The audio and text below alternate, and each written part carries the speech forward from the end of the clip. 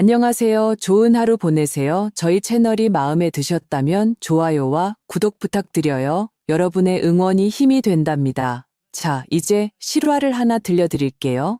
아들이 내게 최후 통첩을 보냈다. 어머니, 제 아내를 돌보시든가 아니면 짐 싸서 나가세요. 나는 말없이 미소만 지은 채 여행 가방을 꺼내 집을 나섰다. 열흘이 지났다. 아들은 공황 상태에 빠져 내게 직접 전화를 걸었지만 내 대답을 듣고는 할 말을 잃었다. 민준과 유진의 집에서 아침은 늘 똑같이 시작되었다. 나는 평생 그랬듯 새벽 6시면 눈을 떴다.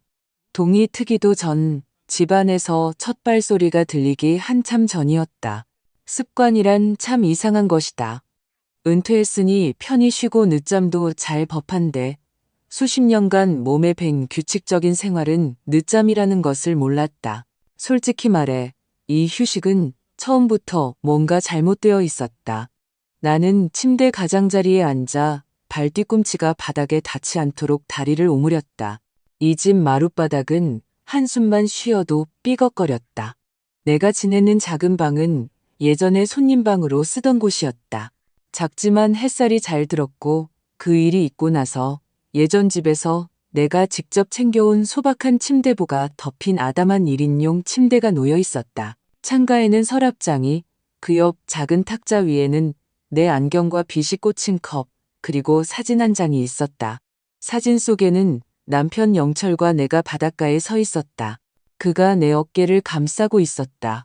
우리의 40주년 결혼기념일에 찍은 사진이었다. 3년 전 그는 떠났다.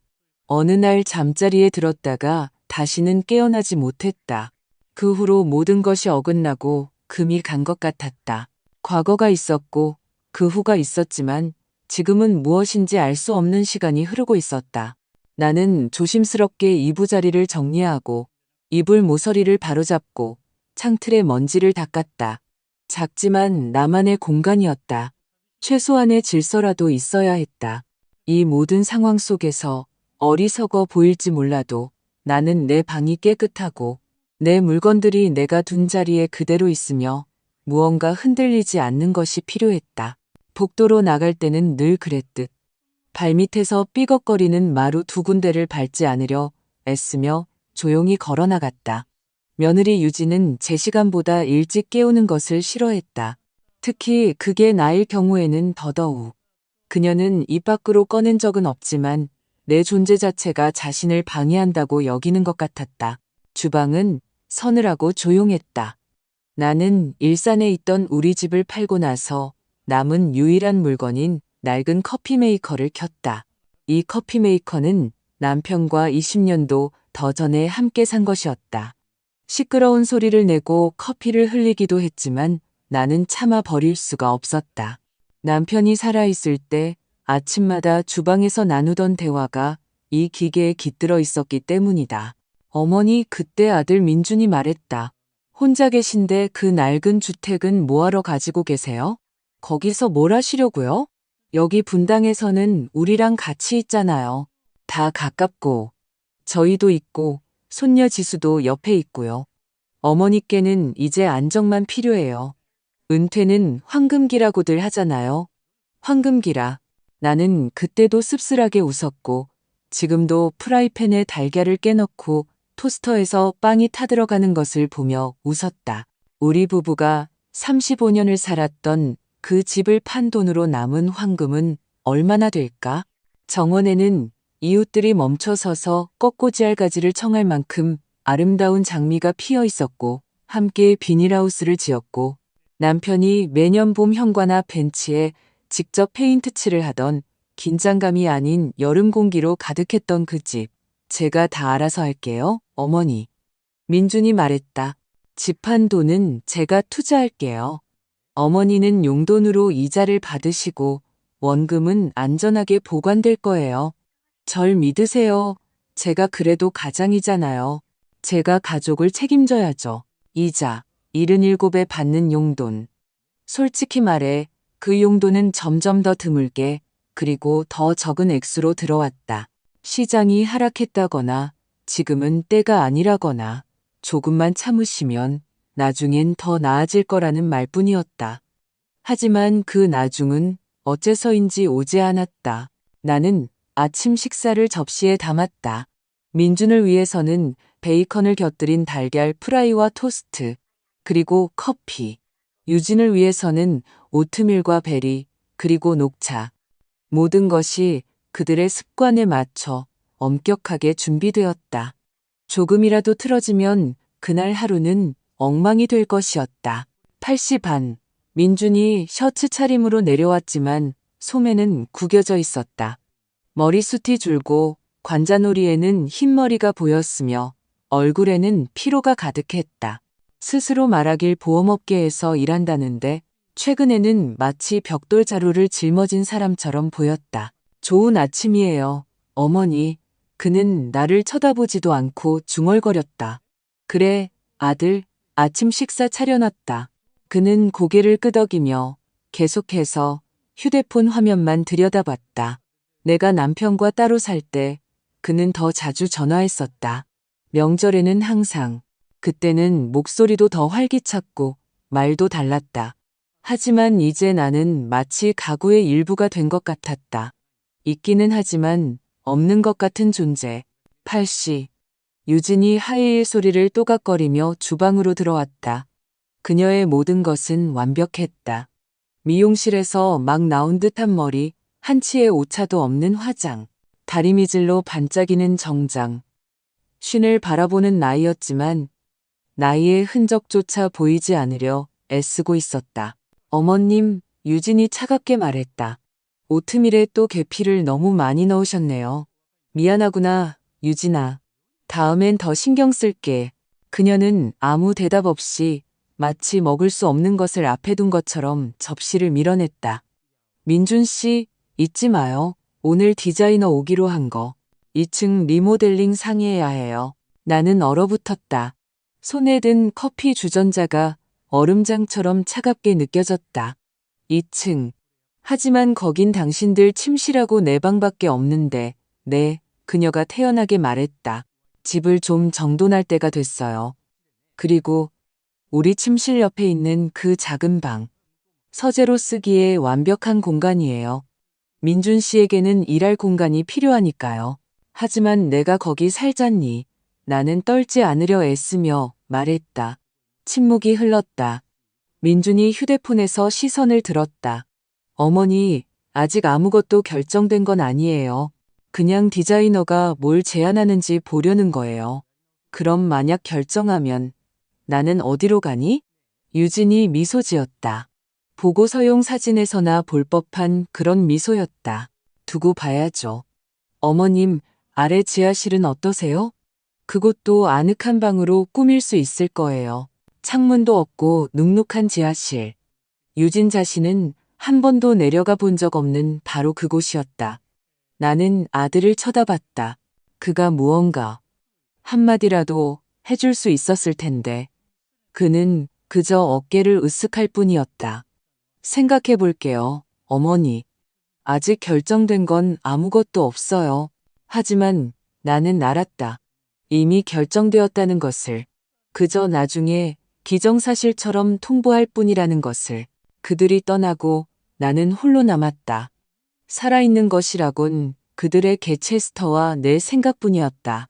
그리고 그 생각들은 바늘처럼 날카로웠다.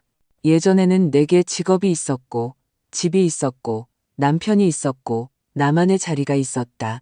하지만 이제 나는 그림자, 투명인간, 개를 돌보는 유모, 무료 요리사이자 가정부였다. 나는 기계처럼 청소하고, 빨래하고, 국을 끓이기 시작했다. 점심 무렵에는 체스터를 데리고 밖으로 나갔다. 나는 아무도 인사하지 않고 아무도 눈을 마주치지 않는 분당의 거리를 걸었다. 일산에서는 그렇지 않았다. 그곳에서는 이웃들의 이름을 알았고 버스 정류장에서는 내 장미에 대해 이야기했다.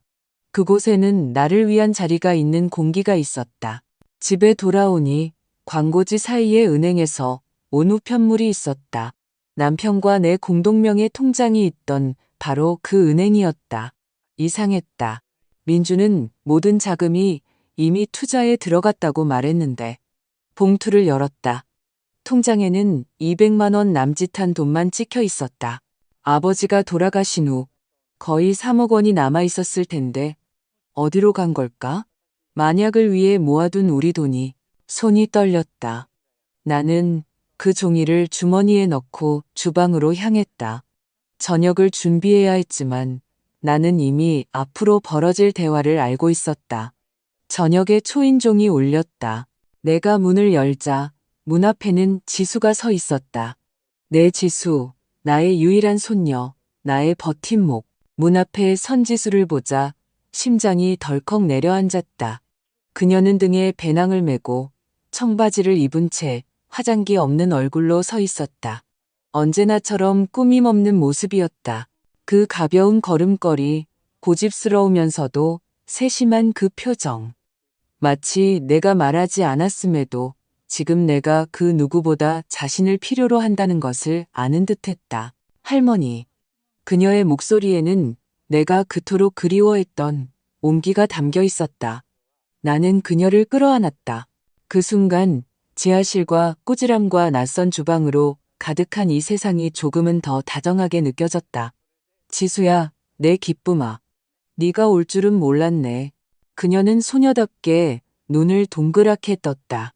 지난주에 아빠한테 문자 보냈어요. 할머니. 또 할머니한테 말씀 안 드렸나 봐요. 나는 아무 대답도 하지 않았다. 처음 있는 일이 아니었기 때문이다. 때로는 민준이 일부러 지수의 소식을 전하지 않는 것 같았다. 마치 우리를 벽 양쪽에 갈라놓으려는 것처럼 지수는 언제나 너무 직설적이고 관찰력이 뛰어났다. 다른 이들이 애써 외면하는 것을 보곤 했다. 괜찮아. 네가 온 게 중요하지. 내가 말했다. 들어와. 마침 저녁 준비하고 있었어. 그녀는 주방으로 들어와 식탁 옆에 배낭을 내려놓고 손으로 턱을 괜채 앉았다. 근데 다 할머니 혼자 하세요? 응. 할머니는 어떻게 지내세요? 나는 양배추를 썰며 어떻게 대답할지 고민했다. 어떻게? 다 괜찮다는 거짓말을 해야 할까? 아니면 마음만 더 아파올 진실을 말해야 할까? 그냥 그렇지, 뭐, 나는 조용히 말했다. 요리하고, 체스터랑 산책하고, 빨래하고, 바닥 닦고. 그럼 할머니 도와주는 사람은 누구예요? 그녀가 눈을 가늘게 뜨며 물었다. 아니면 여기서 혼자 살림 다 하시는 거예요? 나는 어떻게 설명해야 할지 몰랐다. 때로는 사람이 아니라 가구의 일부가 된 것 같은 기분이라는 것을, 집에는 있지만 삶 속에는 없는 것 같은 기분이라는 것을, 치우기와 준비하기 사이에서 존재한다는 것을 어떻게 말해야 할까? 괜찮아, 할만해. 내가 말했다. 너는 어때, 지수야? 공부는 네가 하는 그 환경운동은? 네, 아직 그거 하고 있어요. 지금은 도시 녹화 프로젝트를 하고 있는데 문득 할머니 정원이 생각났어요. 일산에 있던 집. 우리가 토마토 심었던 그 비닐하우스요. 나는 미소 지었다. 그녀가 고무장화를 신고 밭 사이를 뛰어다니던 모습. 마치 마법을 보듯 새싹을 바라보던 모습이 떠올랐다. 있잖아요, 할머니. 그녀가 갑자기 말했다. 저는 아직도 왜 그 집을 파셨는지 이해가 안 가요. 할머니가 그렇게 좋아하셨는데. 나는 칼을 내려놓고 앞치마에 손을 닦은 뒤 그녀의 맞은편에 앉았다. 영철 할아버지가 돌아가신 후에 거기 더는 머물 수가 없었어. 모든 것이 그 사람을 떠올리게 했거든. 그때 민준이가 계속 설득했지. 저희 집에 오세요. 혼자 계시지 않게. 그래서 나는 믿었어. 내가 그들에게 필요할 거라고 믿었지. 지수가 내 손 위에 자신의 손을 덮었다. 할머니는 정말 그들에게 필요해요. 단지 이런 방식이 아닐 뿐이죠. 그 사람들은 그녀는 말을 흐렸다. 그 사람들은 할머니를 하녀처럼 대하잖아요. 그리고 할머니도 그걸 아시죠. 나는 반박하고 싶었다. 아니, 꼭 그렇지는 않다고. 여기서 나를 반겨준다고. 하지만 그럴 수 없었다. 지수의 눈에 내 자신의 진실이 비치고 있었기 때문이다. 괜찮아, 얘야. 그냥 내가 좀 피곤해서 그래. 이건 피로가 아니에요. 저 여기 올 때마다 느껴요. 이 집은 남의 집 같고 할머니는 그 안에서 세입자 같아요. 자기 구석에서요. 이건 옳지 않아요. 지수는 언제나 나이보다 현명했다. 다른 이들이 생각만 하고 감히 입 밖에 내지 못하는 말을 하곤 했다. 우리는 대화를 이어가지 못했다. 현관에서 문이 쾅 닫히는 소리가 났다. 유진이 집에 돌아온 것이었다. 그녀는 어깨에 가방을 메고 하이힐을 신은 채 언제나처럼 차갑고 흠잡을 데 없는 모습으로 들어왔다. 주방 문턱에서 멈춰 섰다. 지수구나. 그녀는 억지 미소를 지으며 말했다. 오늘 네가 올 줄은 몰랐네. 아빠한테 문자 보냈어요. 지수가 차분하게 대답했다. 늘 그렇듯 아마 깜빡하고 전해주는 걸 잊으셨나 봐요. 유진은 콧방귀를 뀌며 주방으로 들어와 모든 것을 세심한 눈길로 훑어보았다. 마치 모든 것이 자기 기준에 맞는지 깨끗한지 정돈되었는지 주전자가 그을음 하나 없이 깨끗한지 확인하는 것 같았다. 그녀는 나를 보았다. 저희 지금 민준 씨랑 디자이너 기다리고 있어요. 리모델링 상의하려고요. 서로 방해되지 않았으면 좋겠네요. 나는 최대한 조용히 숨쉬려 애쓰며 말없이 국을 적고 있었다. 지수는 물론 참지 못했다. 정확히 뭘 바꾸실 계획인데요? 2층이요. 유진은 마치 벽지 색깔을 고르는 듯 가볍게 말했다. 손님 방을 서재로 만들고 싶어요. 민준 씨에게 일할 공간이 필요해서요. 할머니 방을요? 지수의 목소리가 날카로워졌다. 그럼 할머니는 어디서 지내시고요? 유진의 시선이 차가워졌다. 여러 방안을 검토 중이야. 아마도 지하실. 거기도 공간은 충분하니까. 지하실이요? 진심이세요? 내가 재빨리 끼어들었다. 지수야, 그러지 마라. 아직 논의 중인 일이야. 아니에요, 할머니. 이건 논의가 아니라 퇴거예요. 처음엔 어머니 오셔서 같이 살아요. 그 다음엔 집하세요. 이제는 지하실로 내려가세요라니. 그리고 그 돈은 다 어디 갔어요? 그만해. 유진이 날카롭게 말했다. 박선희 여사님, 손님으로 계시니 저희가 할 수 있는 만큼은 돌봐드리고 있지만 여긴 우리 집이고 어떻게 쓸지는 우리가 결정할 권리가 있어요.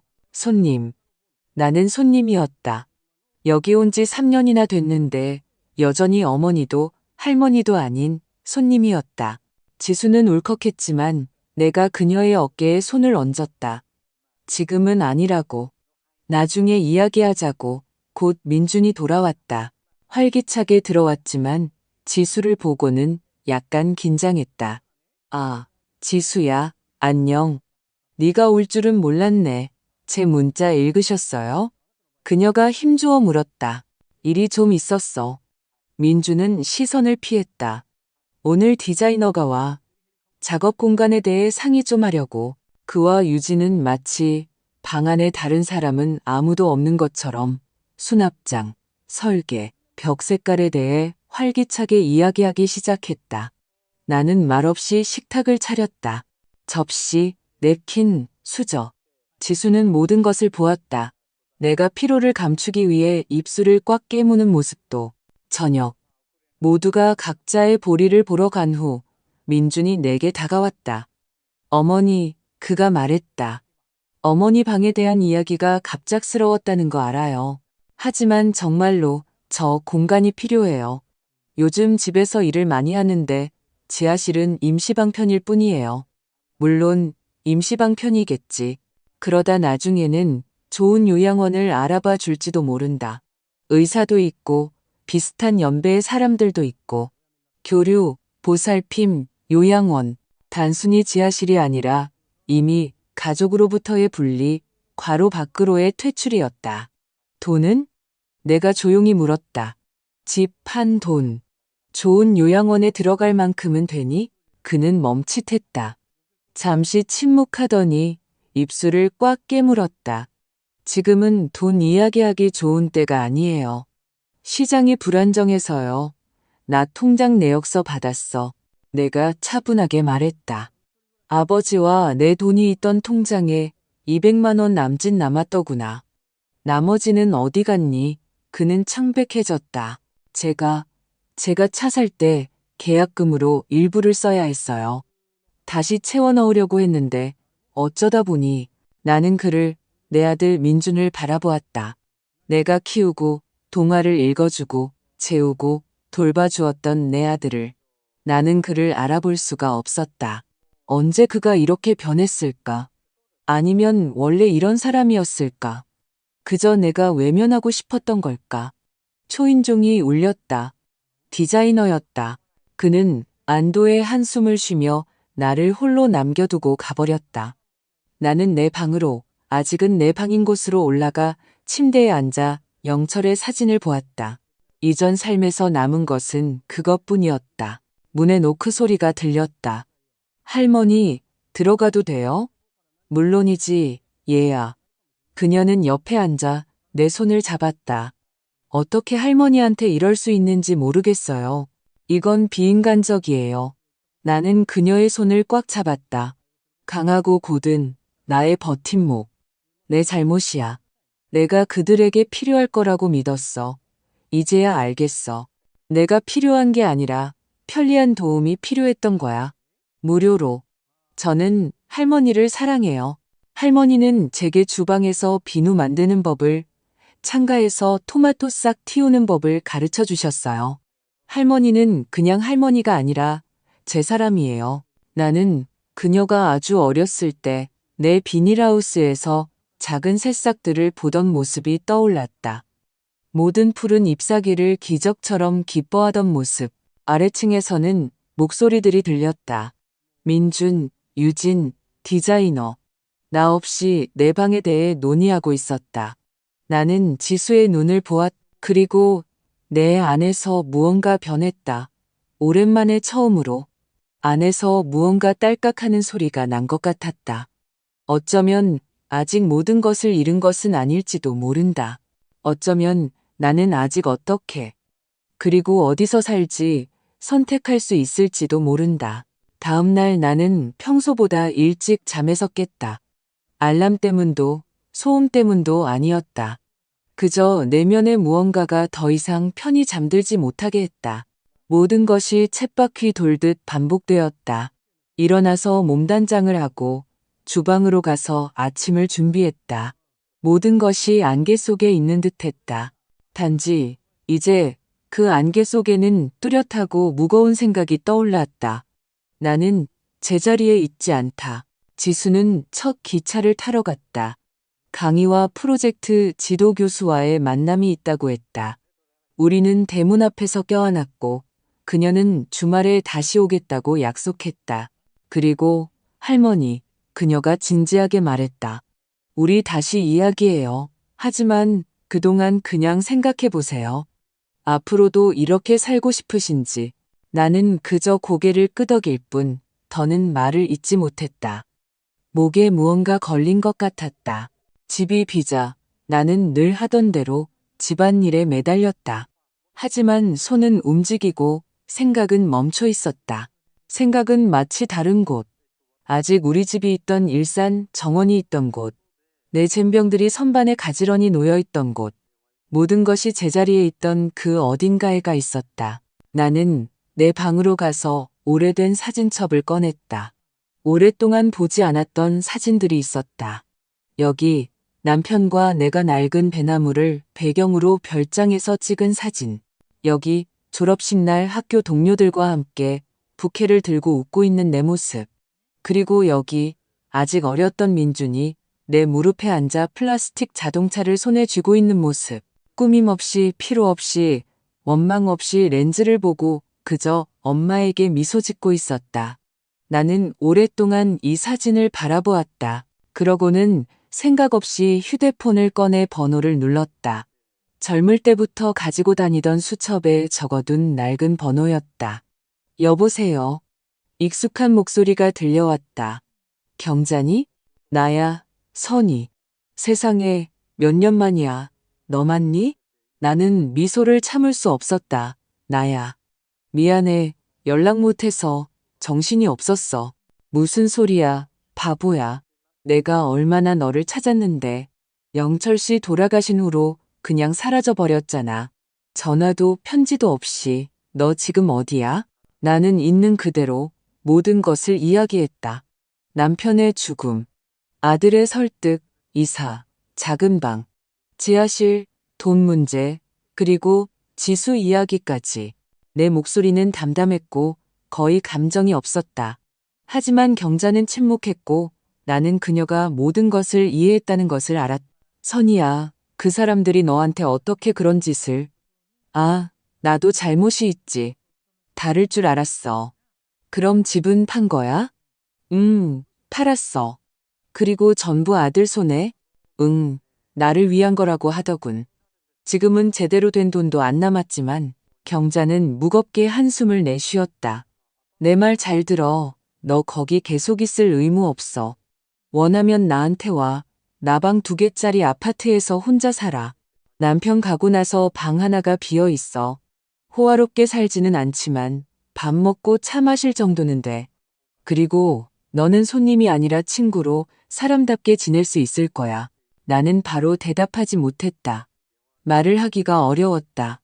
오랜 우정, 그리고 내가 스스로 껍질 속으로 들어가 고통도 진실도 누구와도 나누려 하지 않았던 그 세월. 너한테 짐이 되지 않을까? 무슨 소리야, 선이야. 우리 남 아니잖아. 내가 대학 때 졸업 논문 못 냈을 때 네가 구해줬던 거 기억 안 나? 우리 큰애 아팠을 때 내가 병원에서 간호할 수 있도록 내가 한 달 내내 우리 지수 돌봐줬잖아. 인생이 그런 거야, 친구. 오늘은 내가 너한테, 내일은 내가 나한테. 그렇게 사는 거지. 나는 전화를 끊었다. 희망인지 옹기인지 모를 감정을 느꼈다. 오랜만에 처음으로 어딘가에서 나를 진심으로 기다리고 있다는 것을 느꼈다. 저녁, 늘 그랬듯 나는 주방에 홀로 앉아 있었다. 민준과 유진은 이웃집에 저녁 식사를 하러 갔다. 이제 그들은 그것을 저녁 식사라고 불렀다.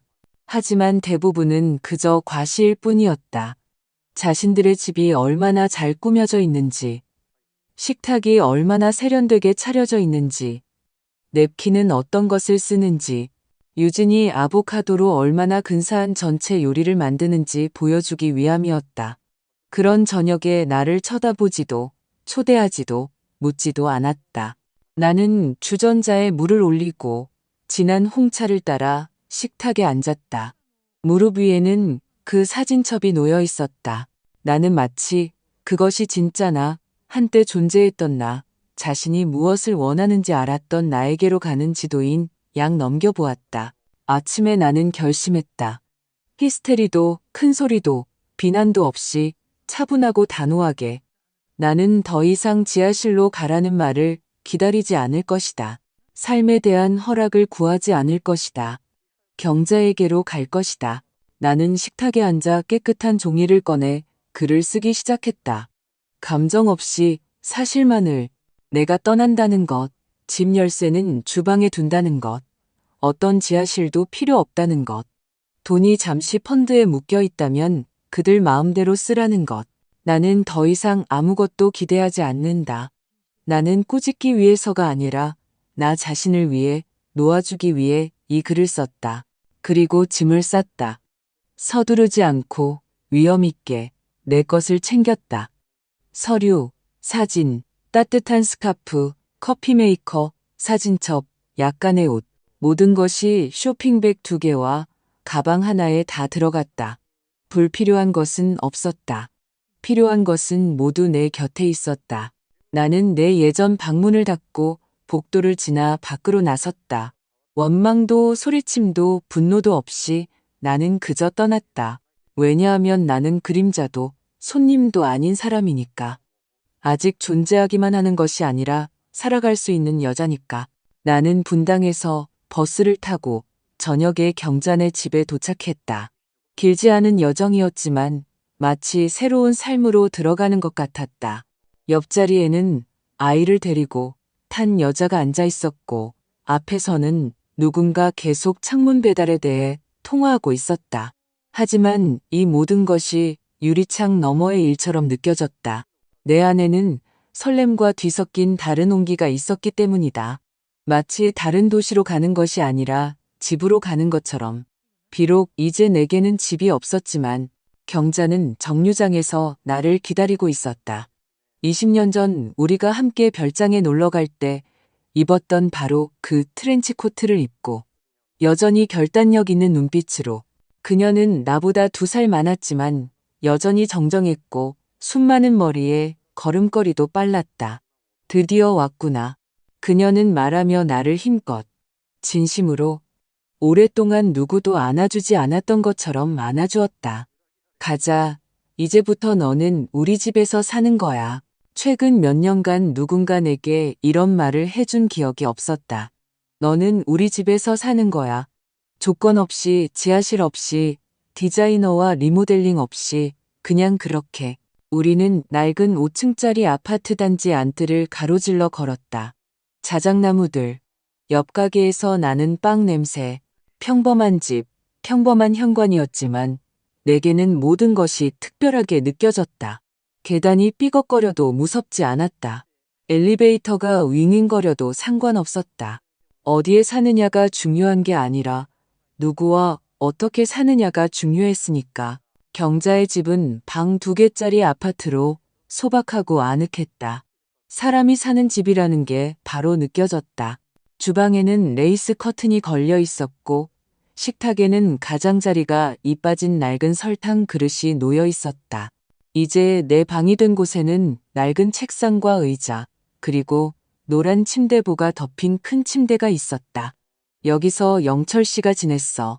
경자가 조용히 말했다. 그 사람이 가고 나서는 이 방에 제대로 들어온 적이 없어. 이제 선이 내가 이 방에 숨을 불어넣어 줄래? 다시 살아있는 누군가가 지냈으면 좋겠어. 나는 고개를 끄덕였다. 목이 메었다. 고마워. 고맙긴 뭘. 그녀가 손사래를 쳤다. 우리 남 아니잖아. 기억나? 대학 때 내가 졸업 못할 뻔했을 때 내가 구해줬잖아. 우리 큰애 아팠을 때는 내가 병원에서 밤새울 수 있게 내가 한 달 내내 지수 돌봐줬고. 인생이 그런 거야, 선이야. 오늘은 내가 너한테, 내일은 내가 나한테. 그렇게 사는 거지. 우리는 주방에 앉아 잼을 곁들여 차를 마시며 마치 침묵의 세월이 없었던 것처럼 이야기했다. 지수에 대해, 학교에 대해, 늙어감에 대해, 그리고 내가 바친 모든 것이 항상 돌아오지는 않는다는 것을 문득 깨닫게 되는 것에 대해. 그 사람들은 어떻게 됐어? 그녀가 물었다. 아들이랑 며느리 말이야. 아무 말도 없어? 쪽지를 남겨뒀어. 읽었겠지. 전화가 와도 바로는 아닐 거야. 엄마가 떠났다고 어떻게 말해야 할지 생각할 시간이 필요할 테니 디자이너 앞에서 창피하잖아. 경자는 씁쓸하게 웃었다. 요즘 세상이 그렇지. 편리한 엄마, 조용한 엄마, 방해되지 않는 엄마.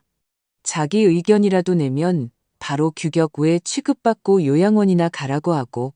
우리는 침묵했다. 그러다 그녀가 갑자기 일어섰다. 가자. 우리 아파트 단지 구경시켜줄게. 우리 여기서 할머니들이랑 모여. 우리만의 명당 벤치가 있어. 거기서 모든 소식과 모든 진단이 오가지. 그녀가 웃었다. 우리는 밖으로 나갔다. 현관 앞 벤치에는 3명의 여자가 앉아 있었다. 내 또래였다. 모두 손에 봉지를 들고 있었는데 어떤 이는 해바라기 씨를, 어떤 이는 무릎 위에 손수건을 놓고 있었다. 우리가 다가가자 경자가 나를 소개했다. 이쪽은 선이, 내 오랜 친구야.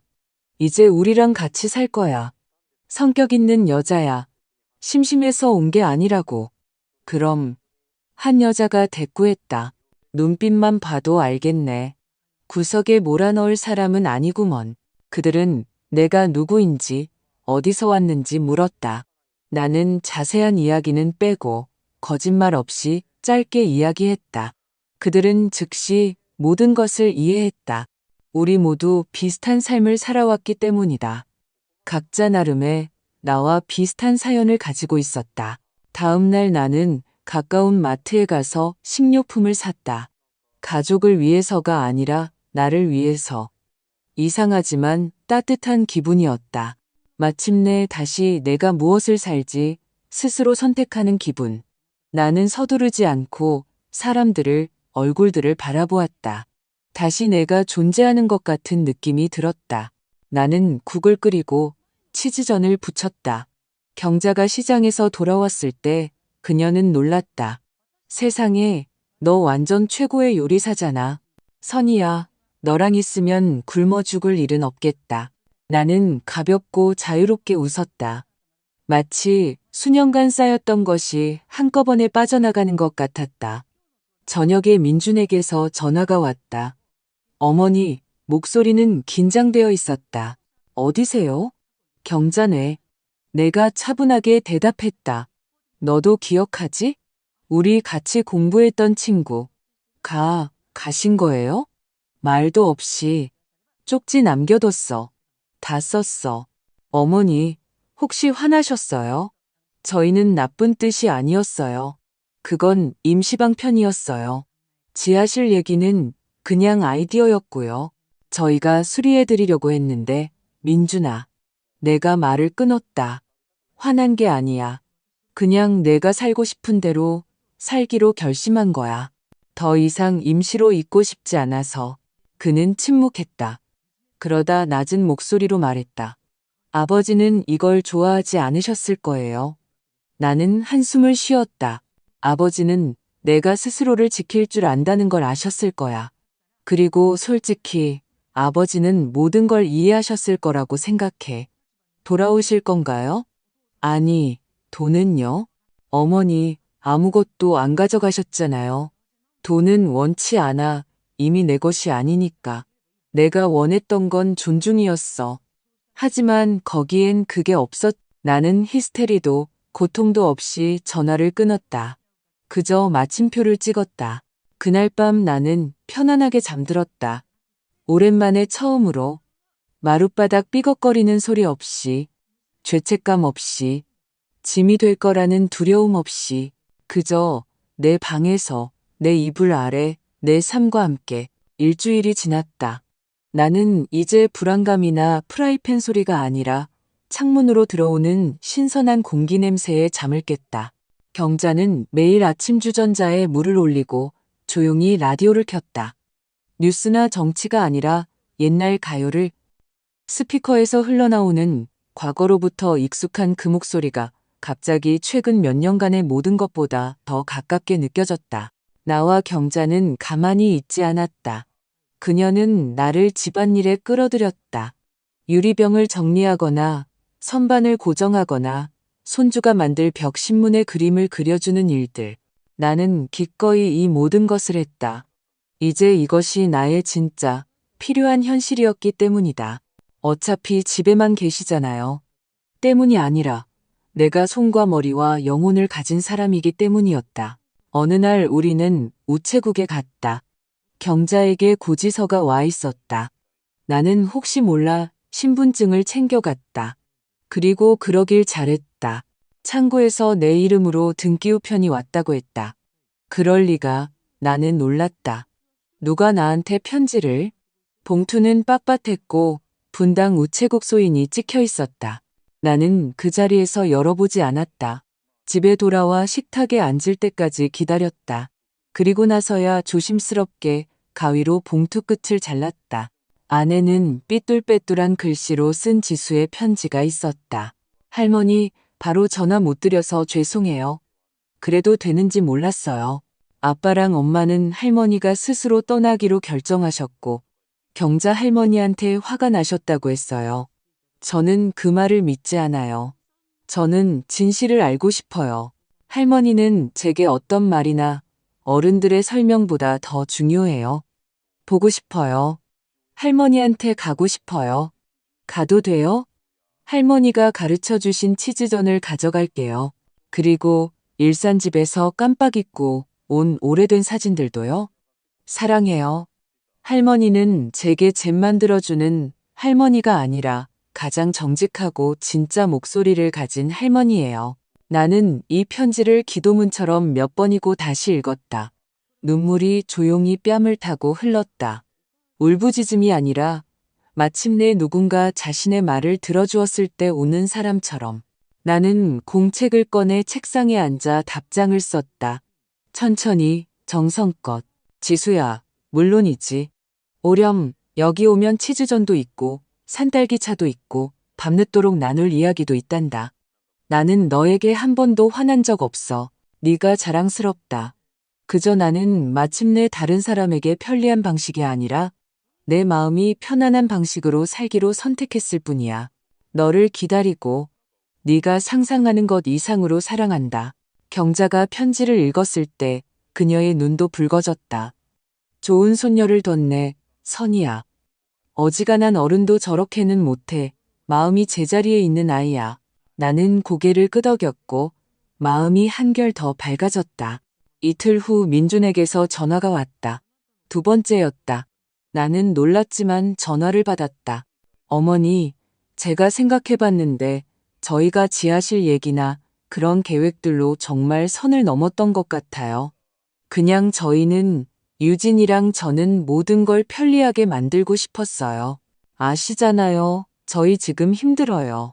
대출금에 집 담보대출에 어머니가 혼자 계신 것보다 저희랑 있는 게 더 나을 거라고 생각했어요. 나쁘지 않았어, 민준아. 하지만 좋지도 않았지. 나는 그림자처럼 살았고 돈 문제가 아니었어. 내가 가사 기능의 일부가 되었다는 느낌이었지. 그는 무겁게 한숨을 쉬었다. 더 조용하게, 마치 변명하는 게 아니라 있는 그대로를 말하는 것처럼 이야기했다. 이제 다 알겠어요, 어머니. 단지 그게 다른 쪽에서 어떻게 보이는지 몰랐어요. 그런데 이제 방은 비어 있고 어머니는 떠나셨고 지수는 화가 나 있고 집은 조용해요. 아침에 습관처럼 일어나서 커피 냄새가 나길 기다리는데 없어요. 나는 침묵했다. 지금도 마음이 아팠기 때문이다. 하지만 나는 알았다. 이 침묵 속에서 그가 처음으로 귀를 기울이고 있다는 것을. 돌아오시라고 부탁하는 건 아니에요. 하지만 혹시 도움이 필요하시거나 그냥 그는 말을 멈췄다. 완전히 사라지지는 마세요. 알았죠? 알았다. 내가 말했다. 사라지는 게 아니야. 그냥 사는 거지. 전화해줘서 고맙다. 전화 통화 후 나는 오랫동안 창가에 서 있었다. 마당은 그저 마당이었다. 모래밭, 그네, 비둘기들. 하지만 내 안에서는 무언가 제자리를 찾은 것 같았다. 나는 허공으로 사라진 게 아니었다. 나 자신에게로 나온 것이었다. 며칠 후 지수가 왔다. 시외버스를 타고 배낭과 산딸기 제만병을 들고 왔다. 그녀는 어릴 때처럼 내 목에 달려들었다. 나는 가장 소중한 것을 안 듯 그녀를 안았다. 드디어 그녀가 속삭였다. 저녁에 우리는 셋이서 나와 경자 그리고 지수가 함께 차를 마셨다. 지수는 도시마당 녹화 프로젝트에 대해 이야기했다. 경자는 고개를 끄덕이며 자신의 젊은 시절 이야기를 곁들였다. 나는 그저 그들을 바라보며 생각했다. 이게 바로 인생이구나. 연명이 아니라 지하실이 아니라 빌려 쓰는 공간이 아니라 웃음과 고집과 네가 선택할 수 있다는 사실이 있는 진짜 삶. 지수는 하룻밤 묵고 갔다. 우리는 어릴 때처럼 한 방에서 누웠다. 그녀가 조용히 말했다. 할머니, 혹시 어디로 이사 가기로 결정하시면 저도 같이 갈 거예요. 내가 어디를 가겠니? 내가 웃었다. 나는 이미 도착했어. 이제 여기 있을 거야. 그녀는 내 어깨에 얼굴을 묻고 잠이 들었다. 하지만 나는 잠들지 못했다. 머릿속에는 오직 한 가지 생각만 맴돌았기 때문이다. 사람은 사람답게 살 수 있다. 그리고 이른이 넘어서도 백지에서 다시 시작할 수 있다. 지수가 다녀간 후 모든 것이 움직이기 시작한 것 같았다. 그녀는 나와 경자의 조용한 일상에 활기를 불어넣었을 뿐만 아니라 폭풍 후 뒤에 신선한 공기처럼 에너지를 가져왔다. 할머니는 그냥 은퇴하신 분이 아니에요. 우리가 오래된 책을 정리하는 동안 그녀가 말했다. 이렇게 많은 지식과 지혜를 가지고 계시고 사람도 잘 보시잖아요. 다시 무언가를 시작해 보시는 건 어때요? 나는 콧방귀를 뀌었다. 지수야, 나 이른이야. 무슨 시작을 말하는 거니?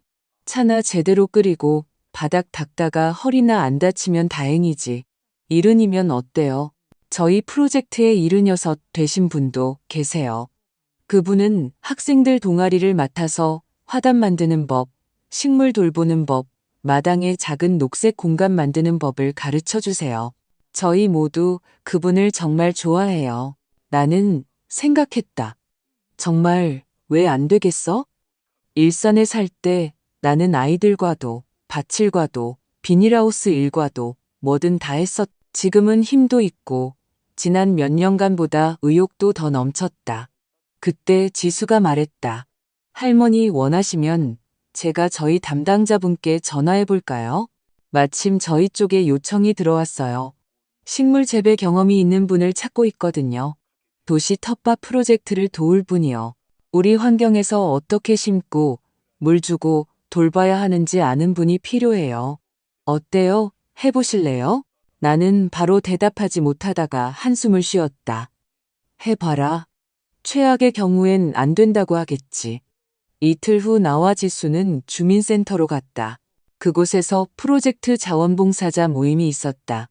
나는 약간 어색함을 느꼈다. 주위에는 온통 젊은이들, 안경을 쓰고 운동화를 신고 노트북을 든 청년들이었다. 하지만 지수가 나를 소개하며 내가 수십 년 경력의 실무가이자 손과 마음을 가진 사람이라고 말하자 갑자기 사람들이 나를 진심으로 존경심을 담아 바라보았다. 혹시 강좌를 맡아보시겠어요? 젊지만 진지해 보이는 한 여성이 물었다. 저희가 지금 한 지역에서 프로그램을 시작하고 있어요. 그곳에는 주로 어르신들이 사시는데 많은 분이 외롭게 지내세요. 저희는 마당에 활기를 불어넣고 텃밭과 화단을 만들어 집 밖으로 나올 의미를 만들어드리고 싶어요. 그분들과 소박하게 사람 대 사람으로 이야기하고 어떻게 하는지 보여줄 수 있는 분이 필요해요. 하실 수 있겠어요? 나는 말없이 고개를 끄덕였다. 내면 어딘가에서 이미 알고 있었기 때문이다. 할 수 있다고 이것이 바로 인생이니까. 나 자신만을 위해서가 아니라 다른 사람들을 위해서도. 몇 주 후, 나는 일주일에 2번씩 이웃 동네로 다녔다. 두 아파트 건물 사이에 있는 잡초 외에는 거의 아무것도 자라지 않던 작은 공터였다. 우리는 그곳 주민 아주머니들과 함께 메리골드를 심고 마른 나뭇가지를 자르고 텃밭을 만들었다. 그리고 무엇보다도 이야기를 나누었다. 박선희 선생님은 어디서 오셨어요? 그들이 물었다. 일산에서 왔어요. 내가 말했다.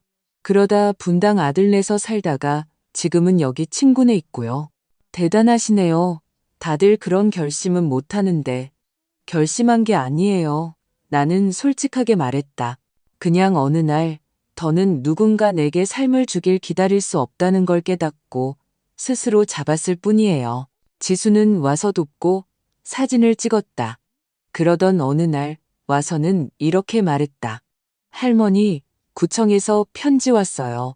너무 놀라지 마세요. 나는 봉투를 열었다. 안에는 프로그램 발전에 기여한 공로에 대한 감사장과 서명, 직인이 찍혀 있었다. 나는 웃었다. 3년 동안 남의 집 변기를 닦고 큰 기침 소리도 못 내던 늙은이에게 구청에서 온 감사장이라니. 세상은 알고 보니 얼굴을 돌려 보여주기도 하는 것이었다. 그러다 저녁에 차를 마시는데 민준에게서 전화가 왔다. 어머니, 저 들었어요. 이제 프로젝트 하신다고요. 신문에도 나오셨다면서요. 지수가 저희한테 링크 보내줬어요. 나는 침묵했다. 어머니, 어떻게 말씀을 드려야 할지 모르겠어요. 부끄러워요. 전에는 제가 모든 걸 옳게 하고 있다고, 해야 할 대로 하고 있다고 생각했는데, 이제 어머니를 보니 역겨워요. 역겨워할 거 없어. 내가 조용히 말했다. 거칠애를 위해서가 아니라 진심으로 정직하게 살아야 하는 거야. 그는 잠시 침묵하다가 말했다. 찾아뵙고 싶어요. 그냥 이야기하러요. 따지거나 변명하러 가는 게 아니라 그냥 아들로서 어머니에게요. 괜찮을까요? 나는 오랫동안 침묵했다. 그러다 말했다. 오렴. 하지만 손님으로가 아니라 설명하려 하지 않고 들을 준비가 된 사람으로 오너라. 다음 날 그는 유진 없이 혼자 왔다. 내가 모종을 돌보고 있던 방으로 그가 들어왔을 때 나는 일어서지 않고 그저 눈을 들었다. 그는 서 있었다. 키가 크고 내 아들이고 어른이지만 길을 잃은 모습으로. 어머니, 죄송해요. 그가 말하며 고개를 숙였다. 이제 다 알겠어요. 너무 늦은 것 같아 두렵습니다. 늦었다는 건 용서를 구할 줄 모르는 사람들에게나 해당하는 말이야. 너는 왔잖니? 그는 옆에 앉았다. 우리는 오랫동안 침묵했다. 그러다 내가 그냥 그의 손을 잡았다. 우리는 그렇게 말없이 앉아 있었지만 마치 말없이 모든 것을 이야기한 것 같았다. 민주는 군더더기 없이 조용히 떠났다. 우리는 포옹하지도 울지도 더 가까워지자고 맹세하지도 않았지만 우리 사이에 무언가 딱 붙어 있던 것이 떨어져 나간 것 같았다. 우리가 수년간 벽돌 하나하나 쌓아 올렸던 바로 그 벽이. 그가 나가자 가슴에는 분노도 원망도 아닌 평온이 남았다. 며칠 후 유진이 문 앞에 나타났다. 초인종도 예고도 없이. 내가 문을 열자 그녀는 늘 그랬던 그 표정으로 서 있었다. 엄격한 얼굴, 뚜렷한 턱선, 꽉 담은 입술. 손에는 서류 폴더가 들려 있었다. 들어가도 될까요? 그녀가 물었다. 나는 말없이 옆으로 비켜섰다. 우리는 주방으로 갔다. 내가 차를 따르자 그녀는 폴더를 식탁 위에 놓았다. 저희가 잘못했다는 걸 말씀드리러 왔어요. 그리고 저도 그걸 이제는 압니다. 바로는 아니었지만요. 어머님이 떠나시고 나서야 알았어요. 나는 침묵했다. 그녀가 말하게 두었다. 그때는 모든 게 논리적이라고 생각했어요. 저희 집에 사시니 저희가 편한 대로 처리하는 게 맞다고요. 하지만 나중에 텅 빈 주방과 정적, 그리고 어머님 찻잔조차 더는 건조대에 놓여있지 않게 되자 문득 깨달았어요. 어머님이 만드신 건 아늑함이 아니라 존재감이었다는 걸요. 어머님이 방해되신 게 아니라 저희를 붙잡아주고 계셨다는 걸요. 저희는 그걸 보지 못했던 거예요. 나는 그녀를 차분하게 바라보았다. 화가 나지 않았다. 이 말들은 이제 내게 필요한 것이 아니라 그녀 자신에게 필요한 것이었으니까. 돈은 돌려놨어요. 그녀는 폴더를 펼치며 말을 이었다. 집 팔아서 나온 돈, 이자까지 전부요. 여기 내역서예요. 어머님 명의로 된 통장이고요. 오직 어머님 거예요. 용서를 구하는 게 아니에요. 제가 처음부터 했어야 할 일을 하는 것뿐이에요. 나는 폴더를 받아보았다. 그래, 통장은 개설되었고 금액도 제자리에 있었다. 알다시피 유진아, 내가 조용히 말했다. 문제는 돈이 아니었어. 내가 그 집에서 아무것도 아니었다는 사실이지. 그냥 일하는 손, 그냥 침묵하는 그림자. 돈은 좋지만 너무 늦었어. 나는 이미 선택했으니까. 나는 당신들 그림자가 아니야. 나는 박선이야. 그리고 더는 남의 아늑함 속가구가 될 생각이 없어. 그녀는 꾸짖음 없이 조용히 고개를 끄덕이고 나갔다. 다음 날 경자가 신문을 가져왔다. 이것 봐, 선이야. 네가 여기 나왔네. 이면에, 아, 정말이었다.